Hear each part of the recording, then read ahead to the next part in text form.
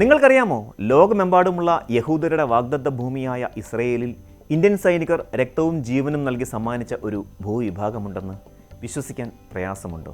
സംഗതി സത്യമാണ്. ഇന്ത്യൻ സൈനികർ രക്തം ചീന്തി ജീവൻ ബലി നൽകി മോചിപ്പിച്ച വാഗ്ദത്ത ഭൂമിയിലെ ആ നഗരത്തിലേക്കാണ് ഇക്കുറി നിങ്ങളെ ഞാൻ കൂട്ടിക്കൊണ്ടു പോകുന്നത്.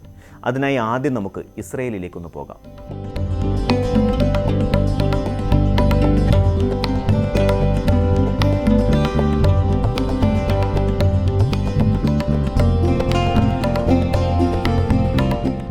ഇസ്രയേൽ ലോകത്തെ 3 പ്രബല മതവിഭാഗങ്ങളും പുണ്യഭൂമിയായി കരുതുന്ന മണ്ണ്.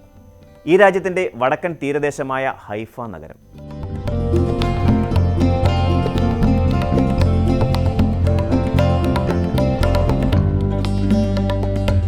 വടക്കൻ ഇസ്രയേലിലെ ഏറ്റവും വലിയ നഗരവും ഇസ്രയേലിലെ ഏറ്റവും വലിയ 3ാമത്തെ നഗരവുമാണിത്. 63.666 ചതുരശ്ര കിലോമീറ്ററിൽ വ്യാപിച്ചു കിടക്കുന്ന ഈ സ്വർഗതുല്യമായ മണ്ണിൽ സുഗന്ധവ്യഞ്ജനങ്ങൾ ഉൾപ്പെടെയുള്ള സസ്യങ്ങളും മനോഹരമായ തീരവും മലനിരകളുമെല്ലാമായി അതിമനോഹരമായ ഒരു ഇടമാണ്. 400 വർഷത്തോളം ഒട്ടോമൻ സാമ്രാജ്യത്തിൻ്റെ അധീനതയിലായിരുന്നു ഈ നാട്. ലോകത്ത് അവസാനമായി നടന്ന അത്യുജ്വലമായ അശ്വയുദ്ധം എന്ന് ചരിത്രം അടയാളപ്പെടുത്തിയ പടയോട്ടം നടന്നത് ഈ മണ്ണിലാണ്. അടവുകളാലും ആയുധങ്ങളാലും സമ്പന്നമായ ഒട്ടോമൻ സാമ്രാജ്യത്തിലെ കുതിരപ്പടയാളികളെ തുരത്തിയോടിക്കാൻ ഇന്ത്യയുടെ ധീര സൈനികർ നടത്തിയ പടയോട്ടത്തിൻ്റെ കുതിരക്കുളമ്പടികളുടെ ശബ്ദം ഇന്നും ഈ കാർമൽ പർവ്വതത്തിൻ്റെ പാറച്ചെരുവുകളിൽ നിന്ന് പ്രതിധ്വനിക്കുന്നുണ്ടാകണം. ഏതൊരു ഇന്ത്യക്കാരൻ്റെയും സിരകളെ ത്രസിപ്പിക്കുന്ന ആ പടയോട്ടത്തിൻ്റെ ചരിത്ര താളുകളിലേക്കാണ് ഇനി നമ്മുടെ യാത്ര.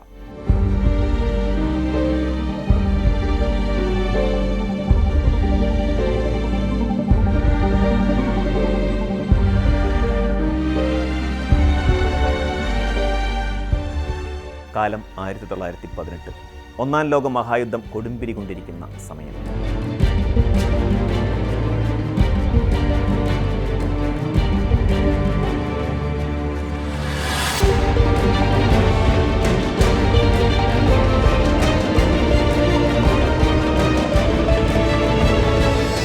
കരുത്തരായ ഒട്ടോമൻ തുർക്കി സൈന്യത്തെയും ജർമ്മൻ പട്ടാളത്തെയും നേരിടാൻ ബ്രിട്ടീഷുകാർ 3 ഇന്ത്യൻ നാട്ടുരാജ്യങ്ങളുടെ സഹായം തേടുന്നു.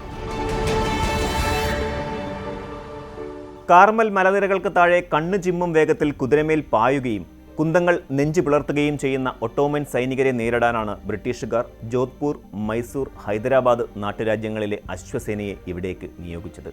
ബ്രിട്ടന്റെ ഇമ്പീരിയൽ സർവീസ് ബ്രിഗേഡിന്റെ 15ാം കുതിരപ്പടയുടെ ഭാഗമായാണ് ഈ 3 നാട്ടുരാജ്യങ്ങളിലെയും സൈനികർ ഈ യുദ്ധഭൂമിയിൽ എത്തിയത്. 1918 ഷാരോൺ യുദ്ധത്തിന്റെ അവസാനത്തിലാണ് ഹൈഫ യുദ്ധം നടന്നത്.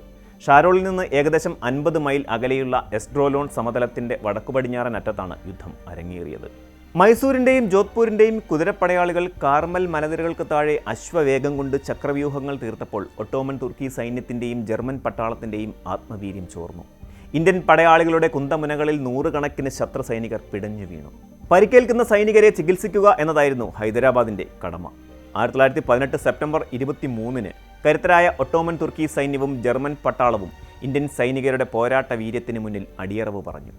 ജോധ്പൂരിലെ മേജർ ദൽപത് സിംഗ് ഷെഖാവത്തിൻ്റെ നേതൃത്വത്തിൽ മാർവാറിൻ്റെ കുതിരപ്പട വെറും 1 മണിക്കൂർ കൊണ്ട് ഹൈഫ നഗരം പിടിച്ചെടുത്തു. അങ്ങനെ 4 നൂറ്റാണ്ട് നീണ്ട ഒട്ടോമൻ അധിനിവേശത്തിൽ നിന്നും ഹൈഫയെ ഇന്ത്യക്കാരായ സൈനികർ മോചിപ്പിച്ചു. യുദ്ധം ജയിച്ചെങ്കിലും മേജർ ദൽപത് സിംഗ് ഷെഖാവത്തിന് ജീവൻ നഷ്ടമാവുകയായിരുന്നു. മേജർ ഉൾപ്പെടെ 8 സൈനികരെയാണ് അന്ന് ഇന്ത്യക്ക് നഷ്ടപ്പെട്ടത്. 34 പേർക്ക് പരിക്കേറ്റു. 1200-ലേറെ ജർമ്മൻ ഒട്ടോമൻ സൈനികരെ പിടികൂടാൻ അവർക്ക് അന്ന് സാധിക്കുകയും ചെയ്തു. അന്ന് ഇസ്രയേൽ എന്ന യഹൂദ രാജ്യം നിലവിൽ വന്നിരുന്നില്ല. എന്നാൽ 2ാം ലോക മഹായുദ്ധത്തിൻ്റെ അവസാനം ഇസ്രയേൽ എന്ന യഹൂദ രാജ്യം നിലവിൽ വന്നപ്പോൾ ഹൈഫ ആ രാജ്യത്തിൻ്റെ പ്രധാനപ്പെട്ട ഒരു നഗരമായി മാറുകയായിരുന്നു. ഹൈഫ യുദ്ധത്തിൻ്റെ പ്രധാനപ്പെട്ട മറ്റൊരു ബലം 1922 ഒട്ടോമൻ സാമ്രാജ്യത്തിൻ്റെ പതനമായിരുന്നു. ഒട്ടോമൻ സാമ്രാജ്യത്തിൻ്റെ പതനത്തോടെ Saudi Arabia, Jordan, Syria, Iraq, Israel തുടങ്ങിയ നിരവധി പരമാധികാര രാജ്യങ്ങൾ ജന്മമെടുത്തു. ഹൈഫ യുദ്ധത്തിൽ ഇന്ത്യൻ സൈനികരുടെ വിജയത്തിനുള്ള ആത്മവിശ്വാസം ഇന്ത്യയുടെ സ്വാതന്ത്ര്യ സമരത്തിന് പുത്തൻ ഉണർവും നൽകി. ഹൈഫയ്ക്ക് വേണ്ടി പൊരുതി വീണ ഷെഖാവത്താണ് ഹൈഫ യുദ്ധത്തിൻ്റെ വീരനായകനായി അറിയപ്പെടുന്നത്. അദ്ദേഹത്തിൻ്റെ ധീരതയ്ക്ക് മിലിറ്ററി ക്രോസ് നൽകിയാണ് രാജ്യം ആദരിച്ചത്. കൂടാതെ യുദ്ധത്തിലെ ധീരതയ്ക്കുള്ള അംഗീകാരമായി ക്യാപ്റ്റൻ അമൻ സിംഗ് ബഹാദൂറിനും ദഫേദാർ ജോർ സിംഗിനും ഇന്ത്യൻ ഓർഡർ ഓഫ് മെറിറ്റും captain Anoop Singh, second lieutenant Sagat Singh എന്നിവർക്ക് മിലിറ്ററി ക്രോസും ലഭിച്ചു. കാതങ്ങൾക്കപ്പുറത്ത് ഇന്ത്യൻ ജവാന്മാർ നേടിയെടുത്ത വിജയത്തിൻ്റെ ഓർമ്മയ്ക്കായി ഇന്നും മുടങ്ങാതെ എല്ലാ വർഷവും സെപ്റ്റംബർ 23-ന് ഇന്ത്യൻ സൈന്യം ഹൈഫ ദിനമായി ആചരിക്കുന്നു. തീർന്നില്ല, ഇസ്രയേലിൻ്റെ ഭാഗമായ ഹൈഫയിലും ഭരണകൂടം യുദ്ധവിജയം ആഘോഷിക്കുകയും ഇന്ത്യൻ സൈനികർക്ക് ആദരവ് അർപ്പിക്കുകയും ചെയ്യാറുണ്ട്. ആദ്യ ഇന്ത്യൻ പ്രധാനമന്ത്രിയായിരുന്ന ജവഹർലാൽ നെഹ്റു പ്രധാനമന്ത്രി പദത്തിലേറി മരണം വരെ താമസിച്ച തീൻമൂർത്തി ഭവന് ആ പേര് നൽകിയത് ഈ യുദ്ധവീരന്മാരോടുള്ള ആദരസൂചകമായിട്ടാണ്. കഴിഞ്ഞ ഹൈഫ ദിനത്തിൽ ഒരു കൂട്ടം ബോളിവുഡ് നിർമ്മാതാക്കൾ ഇസ്രയേൽ സന്ദർശിക്കുകയും ദ ഹീറോസ് ഓഫ് ഹൈഫ എന്നൊരു സിനിമ പ്രഖ്യാപിക്കുകയും ചെയ്തിരുന്നു. അവരുടെ സന്ദർശന വേളയിൽ അതിൻ്റെ പോസ്റ്ററുകളും പുറത്തിറക്കിയിരുന്നു.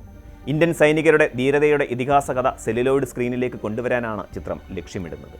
ഇന്ന് ഏതാണ്ട് 2,90,000-ൽ കൂടുതൽ ജനങ്ങൾ അധിവസിക്കുന്ന നഗരമാണ് ഹൈഫ.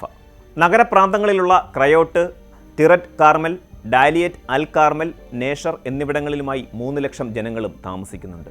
ഈ പ്രദേശങ്ങൾ ചേർത്ത് ഏകദേശം 6 ലക്ഷം ജനങ്ങൾ താമസിക്കുന്ന ഇവിടം ഹൈഫ മെട്രോപൊളിറ്റൻ എന്നാണ് അറിയപ്പെടുന്നത്. ഹൈഫയിലെ ജനങ്ങളിൽ 90% ജൂതന്മാരാണ്. ഇതിൽ കാൽഭാഗം ജനങ്ങളും മുൻ സോവിയറ്റ് യൂണിയനിൽ നിന്ന് കുടിയേറിയവരാണ്. അതുകൊണ്ട് തന്നെ ഇവരിൽ ജൂതന്മാരും സ്ലാവ് ജനവിഭാഗവും ഉൾപ്പെടുന്നു.